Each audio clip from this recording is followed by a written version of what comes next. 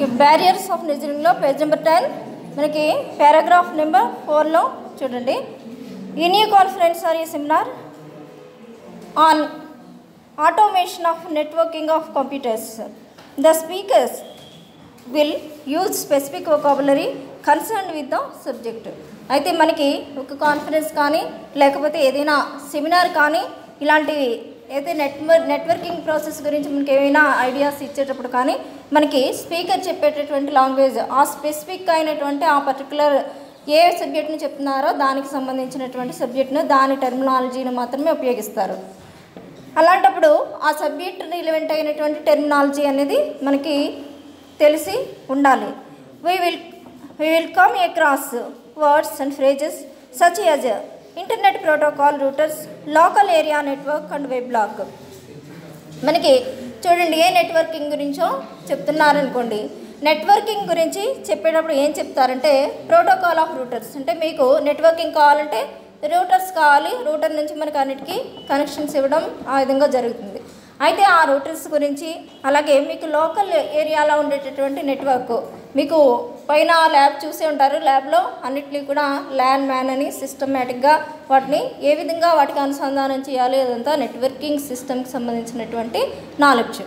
ఆ విధంగా మీకు ఇది ఏ విధంగా దీన్ని నెట్వర్కింగ్ చేస్తారనేటటువంటి విషయాన్ని చెప్తా ఉండడం జరుగుతుంది. Only the experts in that field will be able to understand. మరి ఎవరినో తీసుకొచ్చి వేరే ఫీల్డ్లో పనిచేసేటటువంటి వాడిని, అంటే ఇప్పుడు వేరే సబ్జెక్ట్ వాళ్ళని తీసుకొచ్చి ఇది ల్యాన్ అండి ఇది మ్యాన్ అండి అని చెప్పారనుకోండి, ఏం అర్థం కాదు. కంప్యూటర్ నేర్చుకునే వాడికి కంప్యూటర్ని గురించి సబ్జెక్ట్ని చెప్పే వాళ్ళకి మాత్రమే మీరు నేర్చుకుంటున్నారు కాబట్టి మీకు ల్యాన్ అంటే ఏంటో తెలుస్తుంది, మ్యాన్ అంటే ఏంటో మీకు తెలుస్తుంది. లేకపోతే ఒక రూటర్ అంటే ఏంటో తెలుస్తుంది, ఒక నెట్వర్క్ అంటే ఏంటో మీకే తెలుస్తుంది ఆ టెక్నాలజీ. ఎవరినో బయట వాళ్ళని తీసుకొచ్చి కూర్చోబెట్టి ఇది ల్యాన్ మ్యాన్ అని చెప్తే పాప వాళ్ళకి ఏమీ అర్థం చేసుకోలేరు, ఎందుకంటే ఆ టెక్నాలజీ వాళ్ళకి తెలియదు కాబట్టి. Everyone may not be familiar with such technical jargon, అంటే అలాంటి టెక్నికల్ వర్డ్స్ని అందరూ అర్థం చేసుకోలేరు పదాలని అని చెప్తున్నాడు. A non expert in the field will find listening to the proceedings of the seminar difficult. మరి ఎవరైతే ఎక్స్పర్ట్లు కాదో ఆ ఎక్స్పర్ట్లు కాని వాళ్ళకి అర్థం చేసుకోవడం కష్టమైపోతుంది. ఏదో చెప్పేస్తున్నారు వీళ్ళు, నాకు తెలియనటువంటి విషయాలని చెప్తున్నారని చెప్పి ఫీల్ అవ్వడం అనేది జరుగుతుంది. Not only vocabulary, sometimes the speaker's pronunciation may interfere with the listening comprehension. మరి ఓన్లీ vocabulary అంటే పదాలే కాకుండా మాట్లాడేటటువంటి వ్యక్తి యొక్క ప్రొనౌన్సియేషన్ కూడా ఎదుటి వాళ్ళకి అర్థమవుతుందా లేదా అనే దానికి మీద ఆధారపడి ఉంటుంది. అంటే అందరూ మాట్లాడేస్తే అందరికీ అర్థం కాదు, కొంతమందికి ఆ భాషని అర్థం చేసుకోవడం అనేది చాలా కష్టంగా ఉంటుంది. For instance, if we watch an English movie, some of us may not understand what the actors are speaking because of their pronunciation. అయితే ఒక్కొక్కసారి ఇంగ్లీష్ మూవీస్ చూస్తూ ఉంటాం, అప్పుడు వాళ్ళు ఏం మాట్లాడుతున్నారు అనేది మనకి అసలు అర్థం కాదు, ఎందుకంటే వాళ్ళు నేటివ్ స్పీకర్స్ ఆఫ్ ఇంగ్లీష్, వాళ్ళు మాట్లాడేటటువంటి లాంగ్వేజ్ని మనకు అర్థం చేసుకోవడం చాలా కష్టంగా ఉంటుంది. ఎందుకంటే వాళ్ళ యొక్క ప్రొనౌన్సియేషన్ కానీ లేకపోతే టాకింగ్ స్పీడ్ కానీ ఆ విధంగా ఉంటుంది, అందుకని మనకు అర్థం చేసుకోవడం అనేది చాలా కష్టంగా ఉంటుంది. For example, an Americans pronunciation is different from A British speakers. మరి అమెరికా వాళ్ళు ఒకలా మాట్లాడితే బ్రిటిష్ వాళ్ళు ఇంకోలా మాట్లాడతారు. అంటే ఒక వర్డ్ యొక్క ప్రొనౌన్సియేషన్ ఒక దేశంలో ఒకలాగా ఇంకో దేశంలో ఒకలా ఉంటుందని చెప్తున్నాడు. Similarly, an Australians accent is quite different from an American or British speakers. మరి ఆస్ట్రేలియా వాళ్ళని తీసుకుంటే వాళ్ళు ఇంకోలాగా మాట్లాడతారు. అంటే ఏ కంట్రీ వాడి యొక్క యాక్సెంట్ ఆ కంట్రీ వాడిదే, వాళ్ళ యొక్క స్పీకింగ్ వాళ్ళ యొక్క యాక్సెంట్ ఏ విధంగా ఉంది అంటే ఒకరికొకరికి బాగా డిఫరెన్స్ అనేది ఉందని చెప్తున్నాడు. That is regional accent is one of the major barriers to listening and also communication. మరి మనకి మొట్టమొదటి చెప్పిన దానికంటే ఈ భాషాపరమైనటువంటి అంతరాలు, అంటే భాష ఇక్కడ ఒక రీజన్లో కాదు ఒక దేశంలో కూడా చెప్తున్నాడు. ఒక ప్రాంతంలో ఉండేటటువంటి యాస ఒకలా ఉంటుంది, ఒక దేశంలో ఉండేటటువంటి యాక్సెంట్ ఒక విధంగా ఉంటుంది. అంటే అర్థం చేసుకోవడం మనకి ఆ ప్రదేశాన్ని బట్టి లేకపోతే ఆ దేశాన్ని బట్టి మనకి అర్థం చేసుకోవడం అనేది డిఫికల్ట్గానే ఉంటుంది, దానివల్ల కమ్యూనికేషన్ అనేది కష్టమవుతుందని చెప్తున్నాడు. Some speakers have Idiosyncrasies in speaking. Some people speak very fast and some have a lot of pause in their speech. అయితే కొంతమంది చాలా ఇడియోసింక్రనైజ్గా మాట్లాడుతూ ఉంటారు. ఎందుకంటే మాట్లాడే ప్రతి మాటలోనూ ఒక ఇడియం ఉంటుంది. ప్రతి పదంలోనూ లేదా ప్రతి వాక్యంలోనూ ఒక ఇడియంను ఉపయోగించి మాట్లాడిస్తూ ఉంటారు. మరి కొంతమంది ఏం చేస్తారంటే చాలా ఆగి మాట్లాడుతూ ఉంటారు.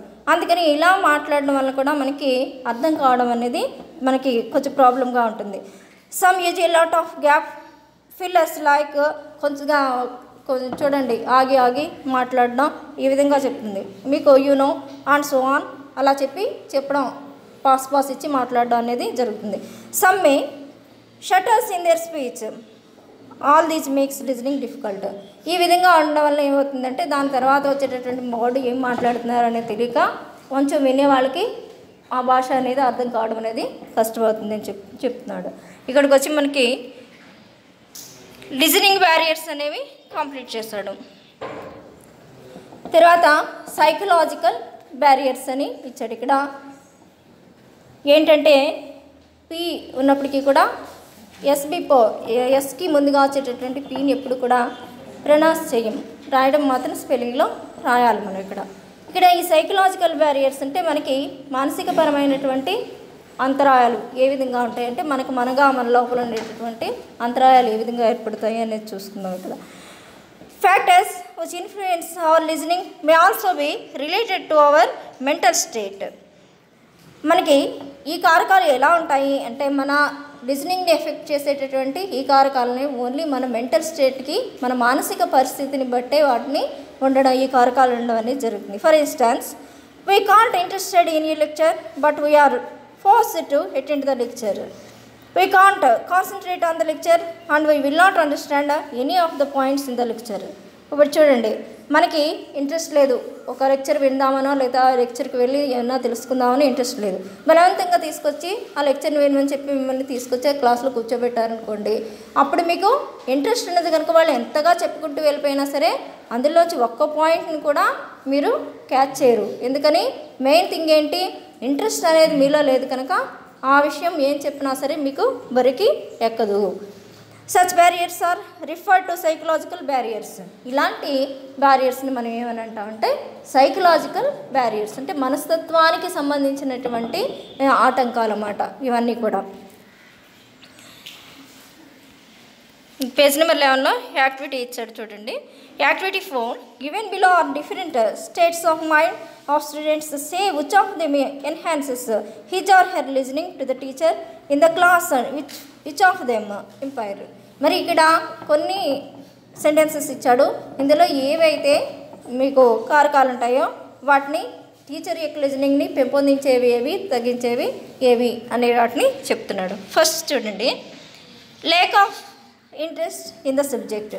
Lake of interest in the subject అంటే లేక్ ఆఫ్ అంటే లేకపోవడం, దేని మీద ఇంట్రెస్ట్ లేదు, సబ్జెక్ట్ మీద ఇంట్రెస్ట్ లేదు కానీ బలవంతంగా తీసుకొచ్చి కూర్చోబెట్టామనుకోండి అది ఏ రకమైనటువంటి బ్యారియర్ అవుతుంది,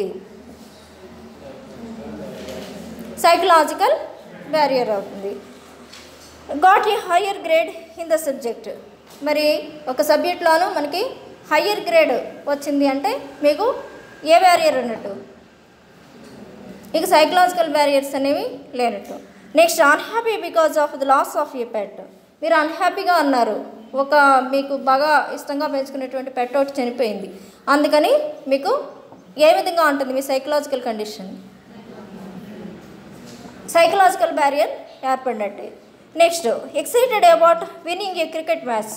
మీకు చాలా ఎక్సైట్మెంట్గా ఉంది ఒక క్రికెట్ మ్యాచ్ అనేది నెగ్గడం వలన, అప్పుడు ఏ విధంగా ఉంటుంది, అప్పుడు కూడా మీకు psychological barrier. Likes the teacher. టీచర్ని ఇష్టపడుతున్నారు, ఇది బ్యారియర్ ఉన్నట్టా లేనట్టా, బ్యారియర్ లేనట్టే. నెక్స్ట్ చూడండి, డిస్కషన్ ఇచ్చాడు. Some of the psychological factors that influence listening are lack of interest, attitude, impatience and over enthusiasm. మనకి సైకలాజికల్ బ్యారియర్స్ ఏర్పడడానికి ఉండేటటువంటి 4 ఫ్యాక్టర్స్ని మనకి ఇక్కడ ప్రజెంట్ చేశాడు. ఏంటి అవి? ఆ ఫ్యాక్టర్స్లో 4 ఏంటి? ల్యాక్ ఆఫ్ ఇంట్రెస్ట్, మొట్టమొదటి చెప్పింది మనకి ఆసక్తి లేకపోవడం. యాటిట్యూడ్ అంటే వైఖరి, మనకి సబ్జెక్ట్ పట్ల ఉండేటటువంటి వైఖరి. ఒక సబ్జెక్ట్ చూస్తే బాగా నేర్చుకోవాలనిపిస్తుంది, ఒక సబ్జెక్ట్ చూస్తే నేర్చుకోవాలనిపించదు. అందుకని ఆ ఆ వైఖరి. ఇంకొకటి ఇంపేషెన్స్, అంటే అసహనం. కొంతమందికి ఏదైనా చెప్తే ఇంకా నేర్చుకోవాలా, ఇంకా ఎంతసేపు చెప్తారా బాబు అని చెప్పి అనిపిస్తూ ఉంటుంది. అది ఇంపేషెన్స్. వాళ్ళకి సహనం అనేది ఉండదు. ఓవర్ ఎంతూజియాజం, ఒక్కొక్కరికి ఇంకా బాగా ఇంకా చెప్పండి బాగా నేర్చేసుకుందాం అని చెప్పి ఇంకా ముందుగా నేర్చేసుకోవాలి, ఇంకా ఏం చెప్తారని ఎక్కువగా ఓవర్గా ఎంతూజియాజ్ అయిపోతూ ఉంటారు. అందుకని ఇక్కడికి ఈ 4 అనేవి మనకి బ్యారియర్స్గా, సైకలాజికల్ బ్యారియర్స్గా ఫస్ట్న తీసుకుని వచ్చాడు. You may remember in some of the classes in school. మీకు గుర్తుండొచ్చు, చిన్నప్పుడు స్కూల్లో కొన్ని క్లాసెస్కి అటెండ్ అవుతూనే ఉంటారు మీరు ఎప్పుడు. Our eyes closed however heart why tired because the subject topic looked boring or the teacher had monotone voice. మీకు స్కూల్లో ఎప్పుడైనా చూడండి, ఒకే టీచర్ వచ్చి ఉదయం నుంచి సాయంత్రం దాకా అలా ఒక టీచరే అదే కంఠంతో అలాగే చెప్తా ఉన్నారనుకోండి, మీకు ఆటోమేటిక్గా టైర్డ్నెస్ వచ్చేసి, అలసట వచ్చేసి మనం మధ్యలో ఫుల్గానో హాఫ్గానో ఒక కొనుక్కుని లాగేస్తా. టీచర్ గారు చూసినప్పుడల్లా వేసి మళ్ళీ అలా చూసి మళ్ళీ నిద్రపోతూ మళ్ళీ టీచర్ గారు తిడతారేమో అని చెప్పి కళ్ళు ఇప్పార్చి మళ్ళీ కాసేపు చూసి మళ్ళీ నిద్రపోతూ ఉంటాం కదా. యాక్చువల్గా అందరూ చిన్నప్పుడు స్కూల్లో చేసేదే. ఎందుకంటే అక్కడికి మనకి టైర్డ్నెస్ అనేది ఎక్కువగా ఉండడం వల్ల మనం ఆ విధంగా చేస్తూ ఉంటాం. అందుకనే మీకు చిన్నప్పుడైతే చిన్ని క్లాసెస్కి అయితే ఒకే టీచర్ని పెట్టి చెప్పిస్తారు 5th వరకు. అక్కడ నుంచి 6th నుంచి కొంచెం సబ్జెక్ట్ అనేది వైడన్గా చెప్తారు కనుక సబ్జెక్ట్కి ఒక్కో టీచర్ మారుతూ చెప్తూ ఉంటారు. ఎందుకంటే ఈ మోనోటోన్ అనే దాన్ని నివారించి పిల్లలు నిద్రపోకుండా కొంచెం జాగ్రత్తతో విని దాన్ని నేర్చుకుంటారనేటటువంటి ఉద్దేశంతో సబ్జెక్ట్ వైజ్ టీచర్స్ని వేయడం అనేది జరుగుతూ ఉంటుంది. ఏం రాసేస్తుందమ్మా? క్లోజ్ చేసే book. That is either the subject was not interesting or the teacher was not very effective, which made it difficult to listen to the teaching. మరి ఇక్కడ 2 రకాలైనటువంటి కారణాలని చెప్తున్నాడు. ఈ విధంగా నిద్రొచ్చి పడుకోవడానికి కారణాలు ఏంటి అనేది చూస్తే కనుక ఇక్కడ చెప్పేటటువంటి సబ్జెక్ట్ అనేది ఇంట్రెస్ట్గా లేకపోవడం అనేది ఒకటి, అలాగే టీచర్ అంతా ప్రభావవంతంగా చెప్పలేకపోవడం ఒకటి. ఈ రెండిట్లో ఏది జరిగినా కూడా మనకి నిద్ర వచ్చేసి మనకి నిద్రపోదాం అనేటటువంటి సెన్స్ రావడం అనేది జరుగుతుంది. అన్లెస్ one is interested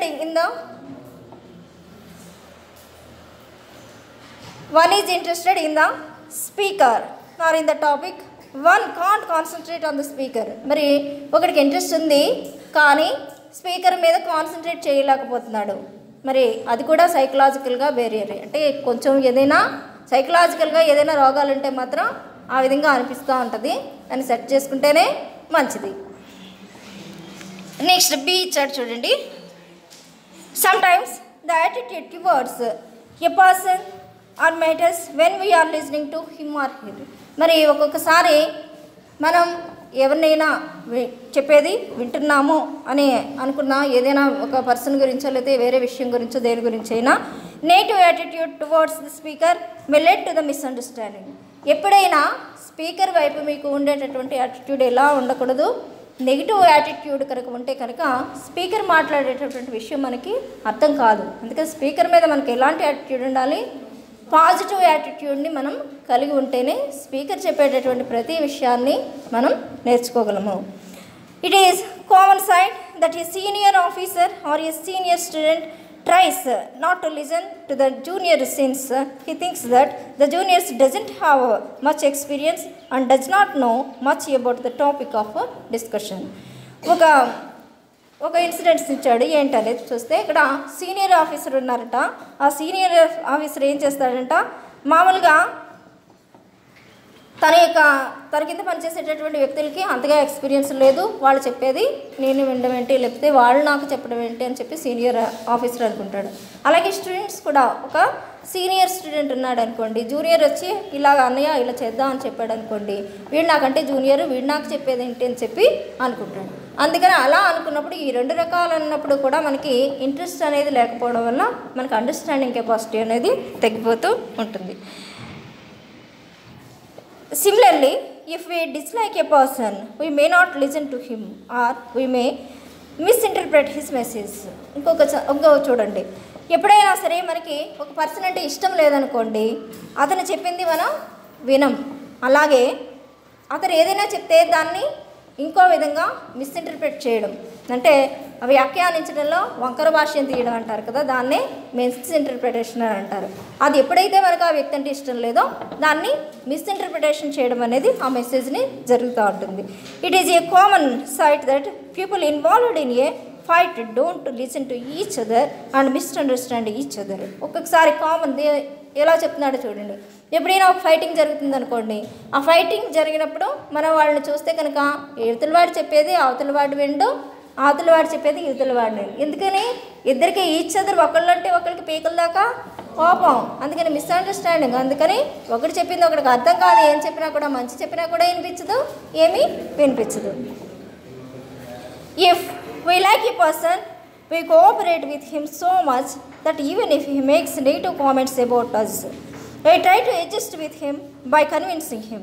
మరి అదేవిధంగా ఒక పర్సన్ మీద మనకి లైక్ ఉంది, ఇష్టం ఉంది అనుకోండి, అప్పుడు మనం ఏం చేస్తామంట, అతను ఏం చెప్పినా సరే, అతను నెగిటివ్గా మాట్లాడినా మనం అతనితోటి మనం ఏం చేస్తాం, కోఆపరేట్ చేస్తాం. నెగిటివ్ కామెంట్స్ చేసినప్పటికీ కూడా కోఆపరేట్ చేసి ఏమని చెప్తాం, కన్విన్స్ చేయడానికి ప్రయత్నిస్తూ ఉంటాం. బాబు అది ఇలా కాదు ఇలాగని చెప్పి కన్విన్స్ చేయడానికి కన్విన్సింగ్ మోడ్లోకి వెళ్తూ ఉంటాం.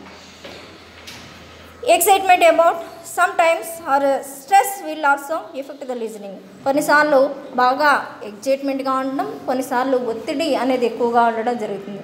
ఈ రెండింటి వల్ల కూడా మనకి లిజనింగ్ అనేది ఎఫెక్ట్ అవుతూ ఉంటుంది అని చెప్తున్నాడు. For example, if some one is stressed because of losing a job or losing a match or having a surgery, he or she may not focus on what he or she is listening. Anxiety levels always affect listening comprehension. మరి ఇక్కడ examples ఇచ్చాడు, ఏంటి అనేది చూడండి.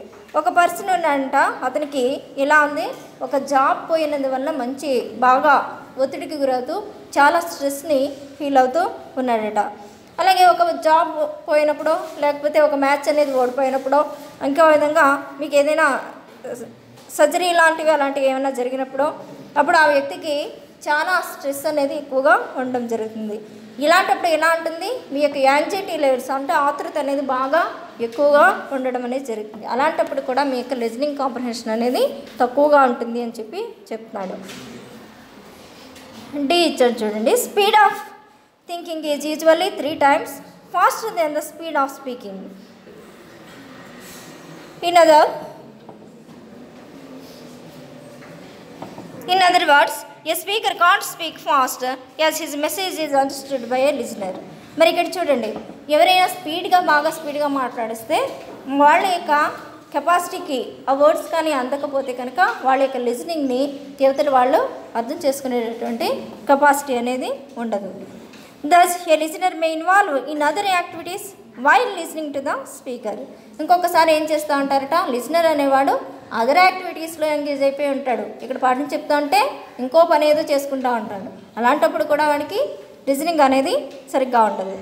Sometimes the listener may even forget that he was listening to someone because he gets involved in the other activities he is involved in. ఇంకొకసారి తన పనిలో తను మునిగిపోయి స్పీకర్ ఏదో మాట్లాడుతున్నారు అనేటటువంటి విషయం కూడా కొంతమందికి గుర్తుండదు. It is a common experience of all of us that in school days. మరి ఇదంతా మనందరికీ స్కూల్ డేస్లో జరిగేటటువంటి experiences, not now. While listening to the teacher why would draw something or write on names in different styles of our notebooks. మరి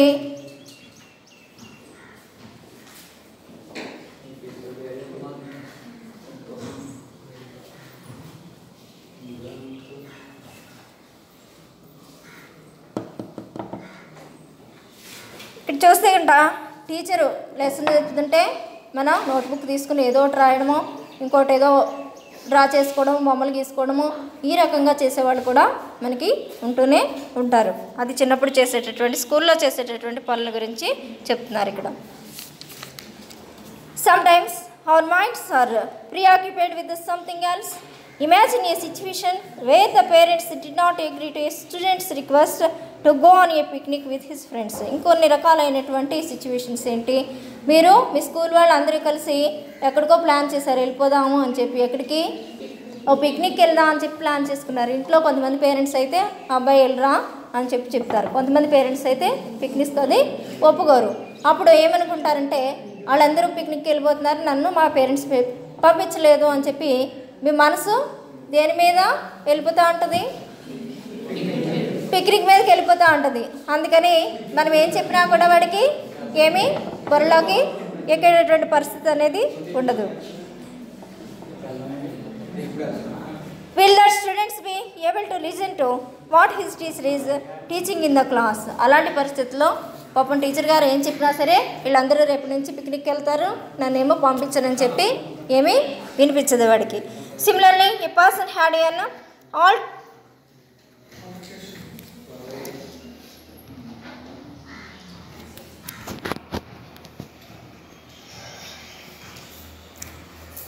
altercation with his wife at home and came to attend meeting. మరి ఇక్కడ ఉండేటటువంటి teacher గారికి ఏమైందట, అక్కడ ఇంట్లో వాళ్ళ యొక్క వైఫ్ తోటి ఏదో చిన్న డిస్ప్యూట్, చిన్న గొడవ రావడం అనేది జరిగింది. దాని తర్వాత ఆయన మీటింగ్లో అటెండ్ అవ్వడం అనేది జరిగింది. Will he be able to listen to what the other members are saying to in the meeting. మరి అయితే ఇక్కడ వైఫ్తో గొడవపడి వచ్చినటువంటి ఆ వ్యక్తికి మీటింగ్లో అదర్ మెంబర్స్ ఏం మాట్లాడుతున్నారు ఏంటి అనే దాని మీద ఆయన కాన్సన్ట్రేట్ చేయగలుగుతారా? చేయలేరు. ఎందుకంటే ముందు జరిగినటువంటి సిచ్యువేషన్ ఆయన మనసులో అది సైకలాజికల్ బ్యారియర్గా ఉండడం వల్ల ఆయన కాన్సన్ట్రేట్ చేయలేరు. Will he be able to listen to what other members are saying in the meeting. మిగతా వాళ్ళు ఏం చెప్పినా మనకు అర్థం కాదు. That is our mind must be free from all other unrelated matters when we're listening to somebody. అందుకని మనకి ఎప్పుడైనా సరే మన మైండ్ కానీ అన్రిలేటెడ్ టాపిక్స్ తోటి ఎంగేజ్ అయ్యి కానీ ఉంటే కనుక మనకి ఎవరు ఎదుటి వాళ్ళు ఏం చెప్పినా కూడా మనకి బొరకి ఎక్కడదు అని చెప్పి ఇక్కడ చెప్తున్నాడు. ఎఫ్ చూడండి, వెరీ ఇంపార్టెంట్. ఇక్కడ fatigue, illness and sleeplessness or weakness may even hinder the listening comprehension. That is psychological factors also act as barriers to listening. మరి ఇక్కడ ఫ్యాటిగ్ అంటే అలసట, విపరీతమైనటువంటి అలసట. అలాగే ఇల్నెస్, ఏదైనా అనారోగ్యం చేయొచ్చు, అనారోగ్యం ఉన్నప్పుడు. స్లీప్ అంటే ఒక్కొక్కసారి నిద్ర అనేది ఉండదు, అలాగా స్లీప్లెస్నెస్, నిద్ర లేకుండా ఉన్నప్పుడు. అలాగే ఒక్కొక్కసారి వీక్నెస్, నీరసంగా ఉంటుంది. ఇలాంటప్పుడు కూడా మనకి లిజనింగ్ కాంప్రహెన్షన్ అనేది మనకి సైకలాజికల్ ఫ్యాక్టర్స్ వల్ల ఇక్కడ లిజనింగ్ బ్యారియర్స్ అనేవి ఏర్పడి మన లిజనింగ్ని హ్యాంపర్ చేస్తూ ఉంటాయి. If someone who has done physical work throughout the days is asked to attend a training program, he will not be able to listen and understand in the program.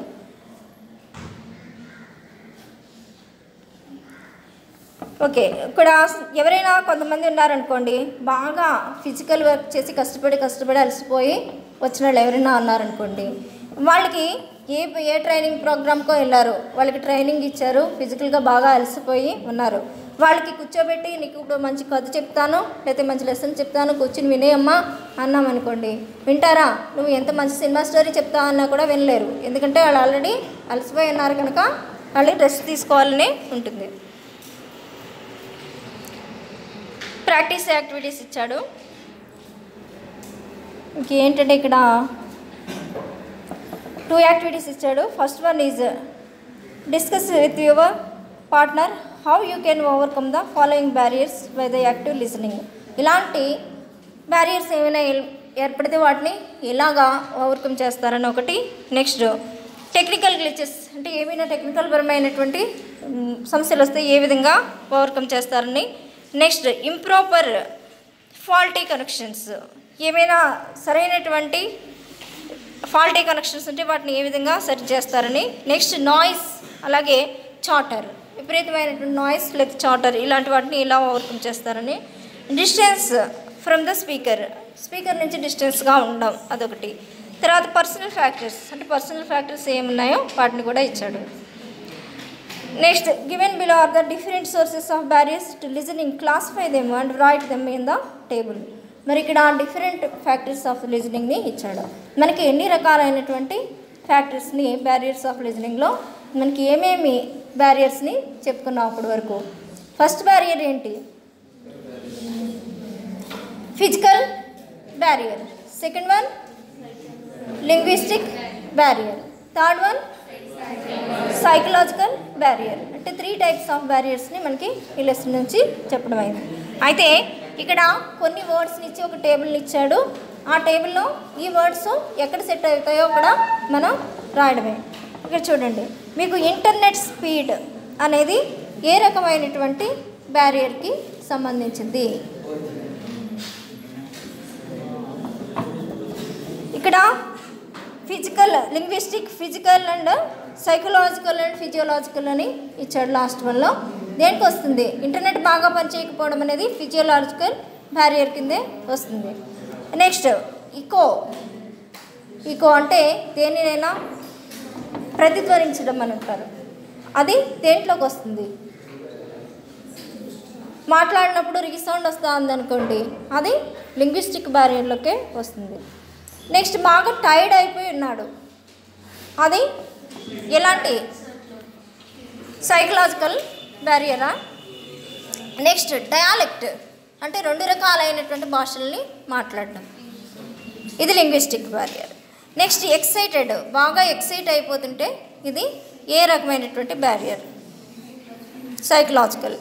Next accent అంటే ఇక్కడ మాట్లాడేటటువంటి వ్యక్తి యొక్క accent, ఒక different American ఒకలాగా లేకపోతే German ఒకలాగా ఇలా మాట్లాడడం, ఇది ఎలాంటిది? Linguistic barrier. నెక్స్ట్ స్లాంగ్ అంటే ఒక్కొక్క చోట ఒక్కో రకమైనటువంటి స్లాంగ్లో మాట్లాడుతుంటారు. యాస అని అంటారు కదా, తెలంగాణ యాస ఒకలా ఉంటుంది, ఆంధ్రాలో ఒకలా మాట్లాడతారు, అది స్లాంగ్ కూడా లింగ్విస్టిక్ బ్యారియర్. తర్వాత లౌడ్ మ్యూజిక్, బాగా పెద్దగా వచ్చేటటువంటి సౌండ్స్, మ్యూజిక్ ఏ బ్యారియర్? మాట్లాడడం కదా, సౌండ్ బయట నుంచి ఎక్కడికో పెద్దగా ఎవరో పెద్దగా మ్యూజిక్ పాటలు పెట్టి వింటున్నారనుకోండి, అది మనకి ఏ విధంగా హ్యాంపర్ చేస్తుంది? పెద్ద సౌండ్ పెట్టి ఏ లౌడ్ స్పీకర్ పెట్టేస్తారు లౌడ్స్, అలాంటప్పుడు బయట నుంచి వచ్చేది కనుక ఫిజికల్ బ్యారియరే అవుతుంది. నెక్స్ట్ బ్యాడ్ మైక్ సౌండ్స్, మీకు పెద్ద పెద్ద మైకులు పెట్టి జాతరలు అవి చేస్తూ ఉంటారు, అప్పుడు కూడా అంతే. డిస్టెన్స్ ఫ్రమ్ ద స్పీకర్, ఎక్కడో స్పీకర్ ఉంటారు, మీరు ఎక్కడో ఉంటారు, చెప్పేది వినిపించదు, అదే బ్యారియర్ అవుతుంది. ఈ విధంగా బ్యారియర్స్ గురించి ఇచ్చాడు.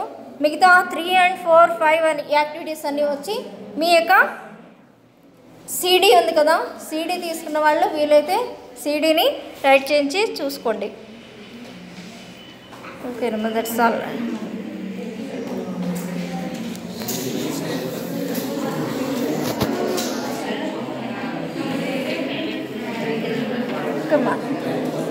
థ్యాంక్ యూ అమ్మ. ఇలా